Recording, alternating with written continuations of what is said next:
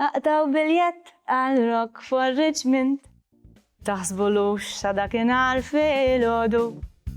Ejja biex tisimgħu lejli lil-Garmaġen, lil-Djum u l-Brodu. Il-minuta tibda issa, Mariela Zammit, kantanta.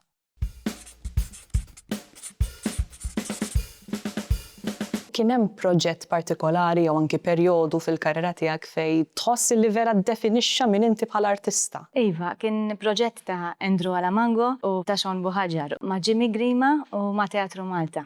Nirringrazzja lilhom tal-opportunità li kienu tawni, kienu għarfu l-potenzjal tiegħi li bħala attriċi nista' nitgħallem nanni u ltqajt ma' ħafna ħannejja li dedikaw ħafna ħin u semmawni ħafna recordings u bekk tadlimt nanni. U proġetti oħra li qed taħdem fuqhom bħalissa? Ħerqana li ħanieħu sem f'Rock for Richmond fit-18 ta' Lulju, grazzi għal Mario Vella tal-istedina. Hemmhekk se nkun qed insemma ftit mir-repertorju li qed naħdem fuqu ma' Warren Gallia fuq il-gitarra, ma' Giuseppe Camilleri fuq id-drums u Oliver De Gabriele fuq id-double bass. Dinja fusion ta' għanijiet bil-Malti ma' jazz u ma' għanijiet oriġinali fosthom li ktibtina, oħrajn li kitbet il-mamma tiegħi u oħrajn tradizzjonali.